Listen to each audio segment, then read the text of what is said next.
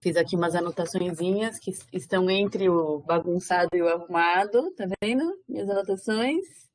Tem rabiscos, tem confusões, mas eu acho que tem uma organicidade, então eu acho que eu consigo falar em pouco tempo, né? Vamos lá, deixa eu beber um gole d'água.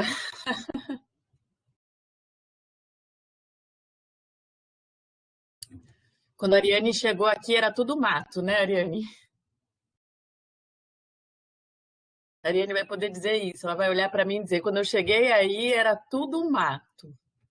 A Ariane foi uma das minhas primeiras alunas na vida. E a Ariane viu a Yara na barriga, né? Então, são 12 anos, né? Pelo menos 12, 13 anos de parceria, né? E a Ariane sempre me fez chorar. Tem isso. Eu também faço ela chorar, e isso é um desafio, né?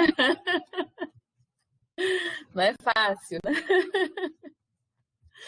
Mas a Ariane foi minha aluna na graduação, quando eu ainda formava psicólogos. E na disciplina de psicologia escolar, que era processos educativos, né, que a gente chamava processos educativos um, processos educativos 2, a Ariane já vem de uma experiência como arte educadora, né, como uma pessoa que trabalhava com educação nas escolas e que tinha já um trânsito com a educação e que tinha um mal-estar muito grande, né? A Ariane, ela já chega com mal-estar, né? Ela é uma aluna que eu recebo em sala de aula já com incômodos, né? E incômodos que a Maria Helena Souza Pato, não é à toa, que é uma autora que aparece tanto, né, no texto da tese final, incômodos que a Maria Helena Souza Pato foi ajudando ela a nomear. Então, desde a primeira disciplina, eram duas disciplinas obrigatórias, né, processos educativos um, processos educativos 2, ou práticas educativas, era práticas, né, processos educativos um, processos educativos 2, tinha uma parte de prática na disciplina, que a gente fazia dentro de uma dificuldade muito grande institucional e tal, mas que os alunos iam para a escola porque era uma espécie de estágio básico e toda uma preocupação minha, porque falava, não dá para enfiar essa galera na escola sem ter uma discussão anterior, né? Então, toda uma discussão e quando para poder liberar essa ida para a escola e como é que chega na escola, como é que conversa na escola, todos esses cuidados, essas preocupações. E a Ariane, desde o primeiro estágio de processos educativos um, ela já traz ali uma série de incômodos, de questionamentos e ela trabalha em dupla, né? E ela entrega um primeiro relatório, pensem, gente, o primeiro relatório que eu li da Ariane na disciplina de graduação, eu li aos prantos, né? E aí a Ana Karina estava dizendo que era bom, bom, bom, o meu são os coraçõezinhos, né? Coraçãozinho, coraçãozinho, coraçãozinho, chorei, né? Então, desde sempre isso, e foi meio que na mesma época em que o fórum estava ali se costurando enquanto um movimento social, né? Então, já no primeiro seminário, a Ariane foi, apresentou trabalho. Então, desde sempre, né, um trabalho bonito, muito bonito, né, que era uma criança que estava na escola cheia de estigmas, né? E a escola, praticamente diante da Ariane e da colega dela, não falava do nome da criança, né? Que a gente mudou para Mateus na época, mas falava, esse é aquele que tem o CID isso, o CID aquilo. E aí o trabalho que a gente apresentou lá no seminário era de Cid a Mateus, né? Como é que a gente podia fazer essa passagem em que esse menino ia deixar de ser um Cid e ia poder ser visto na figura dele. Então é assim que a gente começa uma parceria, né, Ariane? Uma parceria que vai se prolongar. Algumas coisas eu até falei na defesa de mestrado, vou me repetir aqui porque a história é a mesma, né? Uma parceria que vai se estender ao longo de tantos anos e que vai se aprofundando cada vez mais, né? E quando eu prestei o concurso e fui para a Faculdade de Educação da UFBA, a minha preocupação na época era como é que eu conto para a Ariane. Porque eu ia ser orientadora de estágio, claro. Eu ia ser orientadora de TCC, claro, e agora não vou mais, e eu tô, né, tendo que seguir o meu rumo. E eu lembro a gente conversando na escada lá do prédio, eu contando para Ariane que eu estava indo embora, mas que não era indo embora para sempre. E eu lembro que eu brinquei até na época, né? Logo, logo você entra no mestrado e a gente continua, né? E, dito e feito, a Ariane também foi uma das minhas primeiras orientandas de mestrado. Ela vem numa segunda leva, num grupo de 6, tinha apenas uma antes, né? Foi a Tati, minha primeira orientanda. E desde então a gente tem estabelecido essa parceria desde a época da graduação, né? Então, a Ariane vem para o mestrado cheia de sangue no olho, né? Ela tem essa cara de fofa, mas de fofa ela não é nada, né? Ela é puro sangue no olho e fez uma pesquisa de mestrado muito potente, e a pesquisa do mestrado dela apontava muito para o adoecimento docente, né? Isso era uma coisa que aparecia muito forte na pesquisa dela, e aí nasce um projeto de doutorado que era ligado ao adoecimento docente. Então, vamos aprofundar um pouco isso, vamos pensar a medicalização na perspectiva dos professores. Projeto redondinho, a Ariane escreve muito bem, pesquisa muito bem, articula muito bem, faz a mala dela direitinho, né, Bel? Assim, né? A composição da mala, ela pensa que pode precisar de um casaquinho, mas é bom também levar o chinelo, né? E um biquíni, porque vai que, né, de repente pode ter uma... Então, ela sabe fazer muito bem essa mala, e era um projeto muito bem amarradinho. Mas faltava algo, né? Era alguma coisa que não estava indo e não ia e não fluía. E não que não fluísse no sentido de que não estava avançando, estava, mas não tinha tesão. Era isso que faltava, né? E aí, literalmente no meio do caminho, nas vésperas da qualificação, né? No meio do caminho tinha uma pedra, né? Como já diria o Drummond, né? No meio do caminho, em vias da qualificação, na véspera da qualificação, a Ariane vem e diz: eu não sei, não sei se é isso, né? E essa situação aconteceu num momento em que a minha própria vida também estava sendo inteira colocada em questão. E aí eu me perguntava assim, como é que eu não posso acolher, né, as dúvidas e questões em relação aos encaminhamentos de uma tese, se uma vida também pode ser posta em suspensão, com todas as suas tradições, com todos os seus vícios, com todos os seus erros e acertos, né?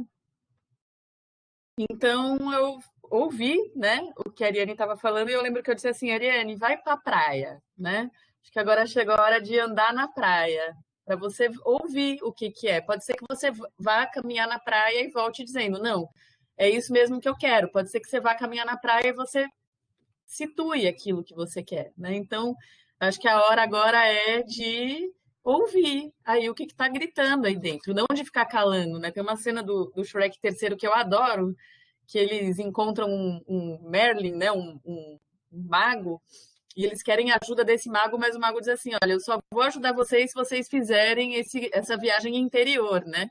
E aí eles jogam, eles aceitam, porque eles precisam da ajuda daquele mago, eles jogam uma poção na fogueira. E aí, na hora, aparece pro Shrek um carrinho de bebê, né? A Fiona tá grávida, ele tá desesperado com a ideia de ser pai. E aí, na hora que aparece aquela fumaça em forma de carrinho de bebê, ele começa a soprar, né? Que ele quer, sai, né? Sai daqui, né? Ideia que me atrapalha, né? E a gente fez o movimento contrário, né?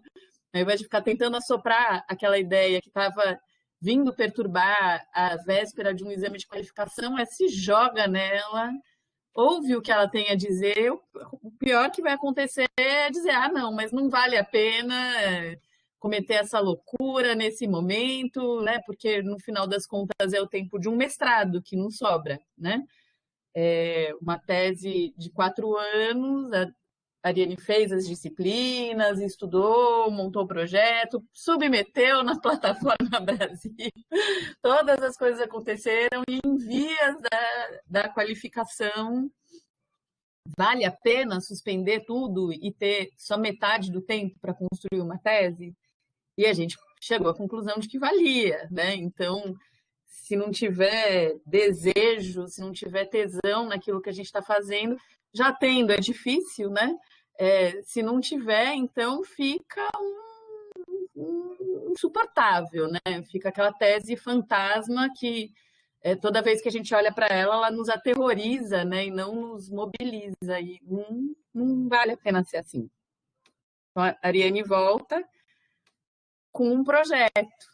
E é esse o projeto que a gente leva para o exame de qualificação, né? Não tinha como não ter um salto, era impossível não ter um salto, porque o que tinha ali era é, é, poucas páginas sucintas e densas e muito conscientes do que se desejava, mas de um projeto, né? E aí eu agradeço enormemente, né, a Bel e a Ana Karina que estavam na banca de qualificação, que não nos trataram como duas malucas, né? Que estão, nossa, calma, deixa eu entender, vocês estão com um projeto, daqui a 2 anos vocês vão defender uma tese, o que aconteceu, né? Mas que também foram muito acolhedoras e nos ajudaram. E eu digo isso porque eu costumo levar para a qualificação a pesquisa já com um campo minimamente caminhado e pensado, porque eu gosto muito quando a banca contribui para pensar aquilo que a gente ouviu. A banca contribuiu para arrumar a mala, né? Foram ótimas as dicas de colocar o protetor solar e um chapéu, mais um cachecol, né? Da gente não querer dar a volta ao mundo em 60 dias, porque não conheceríamos o mundo em 60 dias e íamos voltar sem conhecer nada. Que valia mais a pena a gente ir para um lugar e passar 60 dias lá, né? E que a gente voltaria conhecendo esse lugar muito melhor e conhecendo os restaurantezinhos pequenininhos que não estão em nenhum manual, né, de guia de viagem, mas que só é possível conhecer por quem transita pelas ruas e quem vai ganhando intimidade com aquele território, né? Então, a banca de qualificação ela foi muito feliz de nos ajudar a pensar nesse campo, a nos ajudar a delimitar um pouco esse campo e trazer perguntas perturbadoras também, né? Como a questão da medicalização, que a Ariane fala assim, não é medicalização de professores, é medicalização. Mas não é de professor, mas medicalização é, né? Aí a banca fala, mas é mesmo? E será mesmo? E a gente poder ter abertura, né? E a Ariane, ela é muito, muito séria, né? Muito engajada, né? De ouvir e de se implicar naquilo que estava ouvindo, né? Então, a gente levou para a qualificação apenas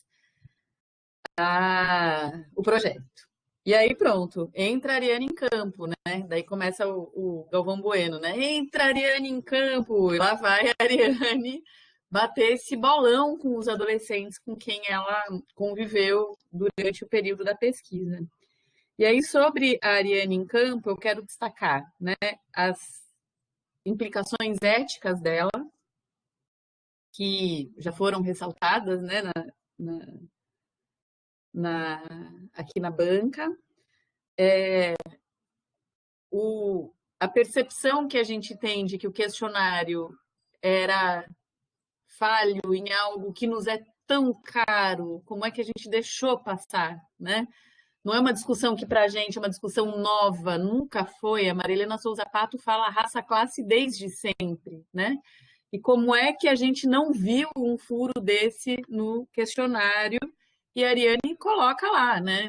Podia ter disfarçado, não ter tocado no assunto, mas não, porque a gente aprende também se revendo, né? E esse processo de se rever e de mostrar para as pessoas que estão lendo o texto que a gente desliza e se rever, eu acho que é encorajador, inclusive, para quem desliza, né? Porque deslizar todos nós deslizamos, né? E toda a saga vivida desde que começou a pandemia, ainda nessa perspectiva da ética, né, Nani? De acessar todos os meninos de novo, né? Porque a ideia era, a gente vai na escola, eles vão estar lá, fácil. Vai chegar lá, a escola sempre abriu, vai ter uma sala, vai bater na porta, saiam, quem quer, quem não quer também não é obrigatório, a Ariane vai ficar aqui na hora do recreio. Estava tudo ok, né? Não tinha nem por que se preocupar com isso. E, de repente, vem o processo de pandemia e a gente precisa começar a inventar. E aí, assim, será que ele não está nas redes sociais? Né? Não é que já estava, mas será que assim, eu preciso chegar nele, porque eu não posso entregar uma tese sem que todos eles antes, e não é assim, tira isso que eu não gostei, né? Não é, a expressão não é gostei, mas não foi isso que eu falei, porque talvez tenha coisas que eles leiam e que eles não gostem, e a gente vive muito essas situações, das pessoas terem que depois ler coisas que elas não gostaram, mas do cuidado que a gente tem na construção de um texto que não julgue aquilo que a gente ouviu que a gente não gostaria de ter ouvido. Acho que a pesquisa do Cássio é a que mais é simbólica nessa direção, né? Uma professora de grupo 5 que muitas vezes trata os seus alunos de uma forma que é a véspera, bem pé na porta da violência com crianças de 5 anos. Como é que a gente devolve para essa professora situações em que ela foi rude com esses meninos sem ser rude com ela, né? E aí que eu sempre falava com o Cássio no contexto da pesquisa dele, uma música do Milton Nascimento, que é a canção Amiga, né?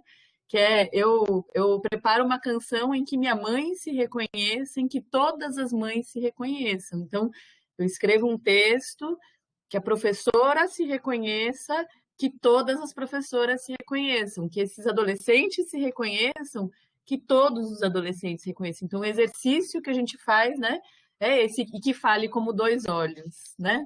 Então, é bonita essa música. Depois eu vou colocar para a gente ouvir, né? A canção Amiga, que é uma poesia do Drummond que o Milton gravou. Então, acho que foi, né, uma saga para conseguir acessá-los, para que eles lessem e retornassem. Alguns leram e retornaram mais rápido, outros demoraram um pouco mais, para que eles trouxessem essa informação da autodeclaração étnico-racial. Isso tudo foi um processo e que aconteceu pós-pandemia, né? Porque a ideia era levar a análise já pronta e eles poderem olhar para tudo isso, né?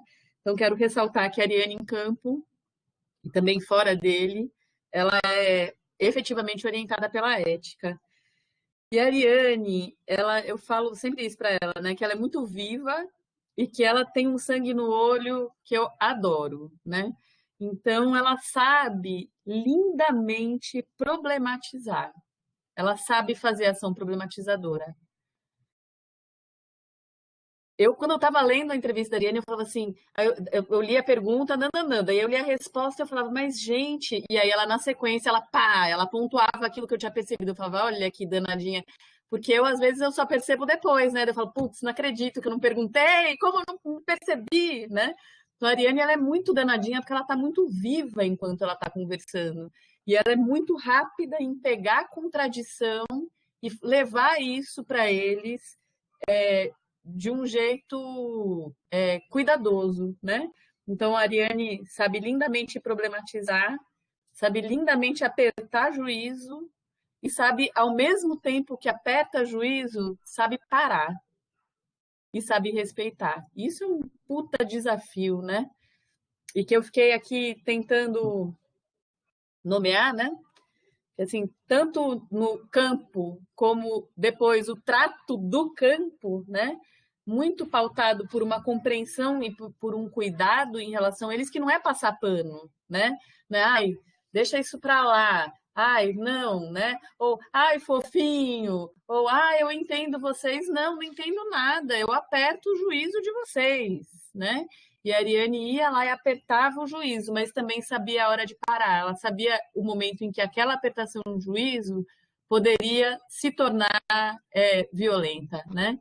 Poderia virar uma mordaça, como ela mesma coloca no texto, né? Então, eu quero desamordaçar essa fala, mas às vezes na tentativa de desamordaçar a fala, eu amordaço. E aí eu preciso estar atento para os riscos que eu também carrego quando eu vou para o campo. Eu não estou livre disso. Eu sou crítico, então estou livre disso. De jeito nenhum, né? E aí eu tentando pensar, então, né, como é que eu nomearia isso, né, de alguém que problematiza, aperta juízo, mas respeita, né, que compreende, mas não passa pano, né? Eu vou chamar isso de amor. Eu acho que você, no trato com eles, e não é à toa que a Stephanie se declara amorosamente para você, né? E não é à toa que os rapazes não fazem isso também, né? Chegaria diferente. Mas eu acho que você tratou eles com amor. Para mim, amor é isso, né? Amor não é vazio de crítica, né? O amor, ele é pleno de crítica e cuidado. O amor, ele não é só cuidado. Ele é um cuidado que, quando precisa, chacoalha para criar movimento naqueles em que a gente ama. E aí, eu vou aproveitar aqui para falar antes que eu me esqueça, que eu não sei se eles estão assistindo ou não. Se eles estiverem assistindo e quiserem falar, eles têm direito à fala, então acho que é o caso, se eles estiverem assistindo e quiserem falar, deles entrarem em contato com a Ariane, né? E aí, a Ariane vendo, eu coloco na sala para que eles e elas possam falar, né? Imagino que não seja tão simples, né? Timidez e tal, né? A tal da timidez que estava falando, mas a gente passou a tarde toda falando sobre eles, caso eles estejam presentes e desejosos de trazer também o parecer deles a respeito da Ariane, fica aqui aberta essa possibilidade, né? E da relação que você estabelece com eles, é claro que para a gente vai se destacar, né?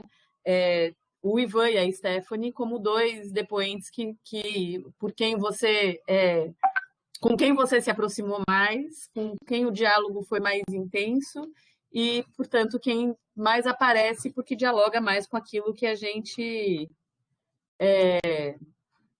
buscava compreender. Eu já falei para a Ariane, vou falar aqui, quem sabe eles estão ouvindo, que no meu sonho, daqui a alguns anos, eu vou estar dando aula e aí alguém vai se apresentar e aí vai ser um desses estudantes que conseguiram entrar na UFBA e que vão falar, eu participei de uma pesquisa de doutorado que foi feita aqui nessa faculdade de educação.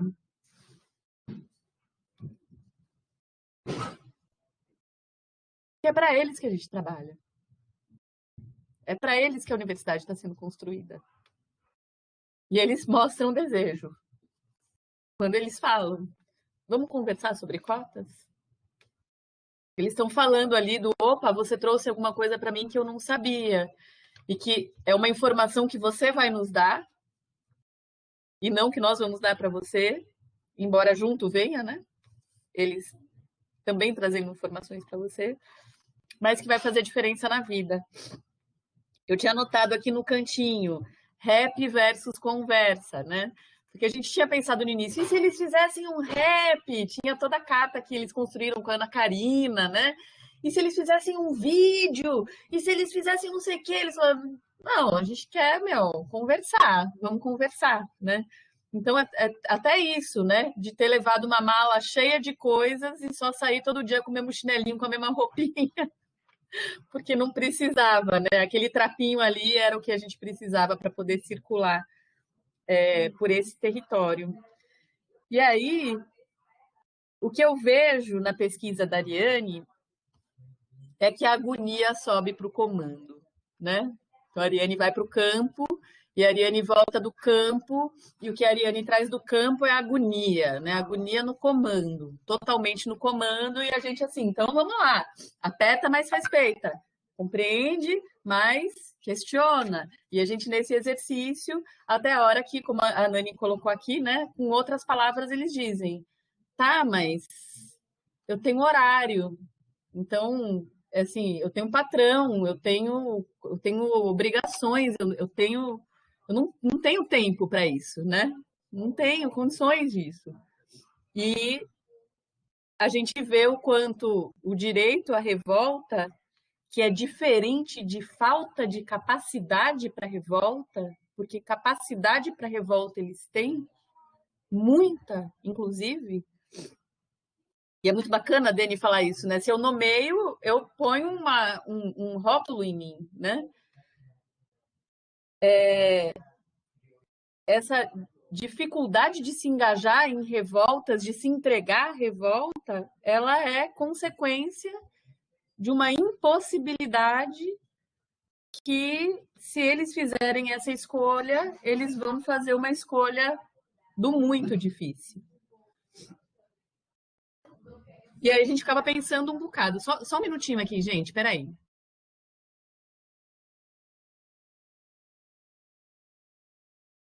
Pronto. Tava rolando uma conversinha paralela no fundo da sala, daí eu tive que colocar os alunos para fora. A gente ficou pensando muito, né? Quer dizer, eles são alunos do 9º ano do ensino fundamental, com pelo menos uma reprovação, muito mais do que uma reprovação nas costas. para eles estarem no 9º ano e terem continuado na escola e estar na véspera de terminar o ensino fundamental e viabilizar a possibilidade de continuar no ensino médio, é muito sistema que teve que ser botado para dentro.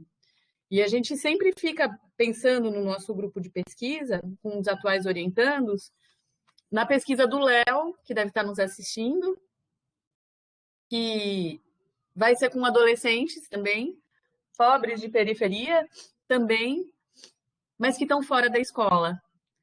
E a gente imagina, e podemos estar enganados na nossa imaginação, mas a gente está muito curioso nessa nossa imaginação, que esses que disseram, nesse lugar eu não fico, para esse lugar eu não volto, talvez tenham mais revolta do que os jovens que a Ariane acompanhou.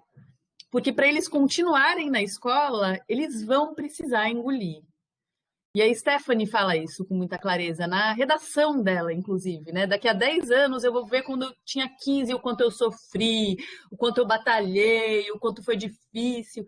Então ela já está dizendo, eu estou engolindo sapo hoje para lá na frente ver se valeu a pena. E aí, não dá para quem está engolindo sapo você dizer assim, porra, sapo é difícil, né? Porque ele está aqui e ele precisa continuar descendo. E aí eu acho que era esse o desafio que a gente tinha pela frente, né? Então,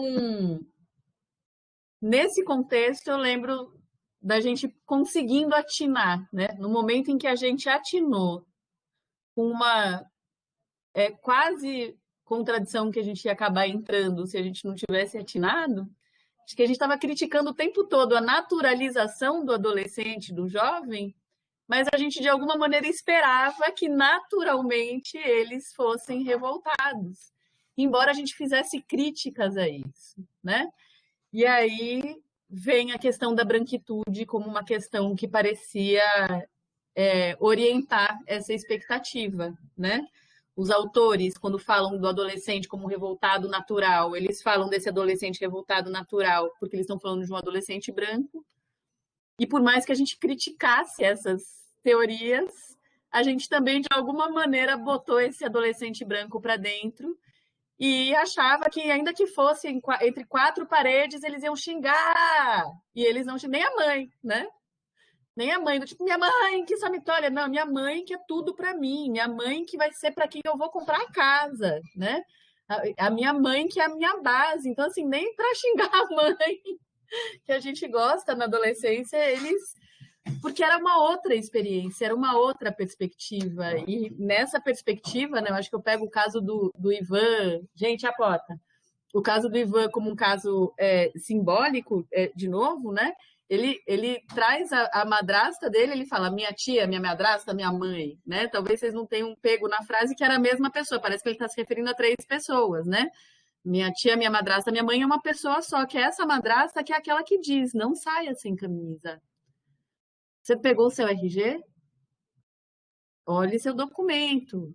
Você precisa cortar esse cabelo, né? Porque ela sabe o que pode vir a acontecer com esse filho negro se ele for para a farmácia sem camisa comprar um medicamento, que é a história que ele nos conta. E que depois ele diz que ela ficou apavorada, né? Assim, como é que você saiu sem camisa, né? Então, a gente vai se dando conta do quanto a expectativa que a gente tinha de revolta deles, ela era muito orientada por aquilo justamente que a gente estava criticando. E aí a gente precisou fazer o movimento de olhar para baixo, de olhar para si, né? E vem toda essa questão da branquitude como uma questão importante para a gente olhar, né? Tanto no sentido de poder gritar aquilo que a gente pode e que eles não podem, e aí a Ariane deixa a veia saltando, né? Porque ela grita por todos, como no sentido de pensar que existe uma desigualdade no direito ao grito. E que essa desigualdade no direito ao grito não é falta de capacidade, mas um sistema que foi enfiado para dentro, sem o que eles não conseguiriam sobreviver dentro do sistema. Eles são sobreviventes no sistema. Contra tudo e contra todos.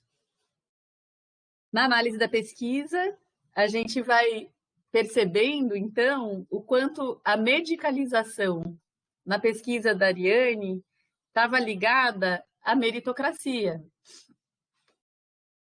E essa expressão vida normal, ela fala sobre medicalização, né? O que você quer? Uma vida normal, eu preciso me normalizar, eu preciso estar dentro da norma, eu preciso, como diz o Ivan, né? Eu preciso estar todo alinhado, ele diz isso com outras palavras, né? Eu preciso estar todo alinhado, porque se alguma coisa acontecer, não foi vacilo meu, não. Aí eu sou uma pessoa honrada. E aí quem vacilou, a polícia que vacilou, os caras brancos que quiseram levar ele para a delegacia, quem vacilou vai ter que olhar para o seu vacilo, porque eu tenho certeza que eu não fiz nada por merecer. E aí vai aí a questão do mérito de novo, né? Eu não fiz por merecer. Eu faço por merecer sucesso. Se eu vou ter sucesso, eu não sei, porque não há garantia de sucesso. Mas ainda que eu não tenha sucesso, pelo menos a minha parte eu fiz. E aí ninguém vai poder dizer que eu fracassei na vida porque eu dei mole. Mole eu não dei, não. É disso que eles estão falando o tempo todo, né? É isso que tá normalizado. É estar fazendo tudo aquilo que o sistema exige que se faça para que o sistema não possa falar nada. E ainda assim o sistema fala. Pois bem, a Ariane tinha o prazo para defesa em maio, tinha a intenção de voltar para o campo, mas veio a pandemia, e a gente chegou em março com uma tese pronta. Tinha uma tese, estava uma tese que nem um projeto do adoecimento docente. Estava ok. Você olhava lá e falava, bom, tá ok. Eu recebia uma versão completa da tese, né? Foi fevereiro, Nani? Fevereiro ou março? Foi março. Março, né? Então chega uma versão completa da tese e eu falo, bom, tá tudo aqui. Tem objetivo, tá respondido, tem o método, tá bem desenhado, tem os achados, Mas não sei. Tá, a Ariane, ela é mais do que ok. A Ariane não faz nada ok. A Ariane faz negócio que é, né? E faltava esse. E aí foi muito doido, porque a gente aqui, né, partilhando com vocês, que em março a gente se reúne, eu tendo feito a leitura da tese toda, dizendo, ó, falei, hoje, foi até assim, né, Nani? Eu falei, hoje a nossa orientação vai parecer uma banca, né? Que eu li, e aí eu vou fazer uma fala de meia hora, depois tem direito a responder. Está muito bem escrito, muito bem apresentado, os capítulos muito bem organizados, né? Mas tem algumas questões que, lendo sua tese, eu pensei que eu acho que a gente precisaria olhar para elas. E de março para cá, a pesquisa deu um puta salto, né? Eu acho que assim, se ela teve uma reviravolta nos 2 anos, que foi o meio, né? Ela teve uma outra grande reviravolta nesses últimos meses, nesses últimos 6 meses. Um pouco menos, porque a tese terminou antes e tal, né? Foi quando a gente se ligou fazendo essa leitura do todo, e como é importante a leitura do todo, né? Você lê um capítulo, tá massa, lê outro, tá massa. Na hora que você lê do começo ao fim, você fala, opa, né? A gente se ligou que a gente falava, eles não falam de luta, eles não têm luta, mas eles falavam de luta o tempo todo, mas a gente estava chamando de luta uma coisa, eles estavam chamando de luta outra. A luta cresce como categoria. Foi aí que veio a percepção do sistema para dentro. Entrou o Dardot Laval, nosso abraço aí para Beth Bassani, que foi quem nos apresentou, né? Entraram vários textos, entraram mais de sola as feministas negras, né? A Bell Hooks, principalmente, a Ariane dizendo assim, a Bell Hooks, caraca, o que ela tá falando, como fez sentido para mim, como articulou, né? Então, isso tudo aconteceu de março para cá, né?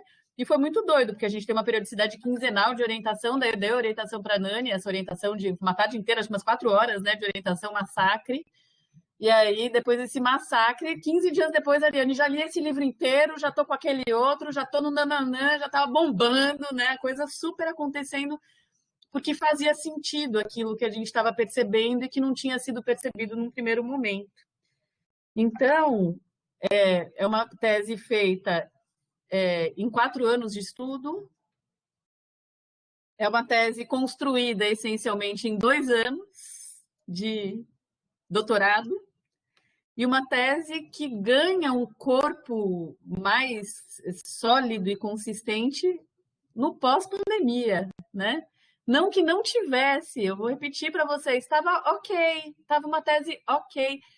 Poderíamos ter defendido e vocês iam dizer, nossa, incrível, mas a gente, assim, tinha alguma coisa que precisava estar mais ali para ser mais do que ok, né? Cumpriu todos os requisitos. Não, a Ariane não cumpre requisitos, a Ariane broca, né? E aí, nesse sentido, eu termino dizendo, né, que você, Nani, fez um tesão. Sua tese é um tesão. Todo mundo aqui confirmou isso um pouco, né? Então, eu quero agradecer você, Nani, pela oportunidade de te acompanhar esses anos todos. Isso não é uma despedida, nós sabemos disso, né? A nossa parceria, ela é uma parceria que não é burocrática e não passa por burocracia, e certamente teremos muitas outras produções e militâncias junto, e certamente estaremos em algum momento na rua, né? Juntas em luta, nós todas, e tomara que também os jovens que você acompanhou na sua pesquisa. Eu quero te dar parabéns pela sua seriedade, pela sua autonomia, pelo seu rigor, pela sua ética, pelo seu compromisso, pelo seu sangue no olho, que eu acho que essa é a característica mais foda que você tem. É isso. Aí eu passo para você agora, se você quiser falar. A Dani tinha caído, ela tá entrando. Eu. Não, eu vou começar dizendo que do sangue no olho virou lágrima, né? No... Ó, eu sei. Calma. Eu sei que não é uma despedida. Eu sei disso. Vou engasgar.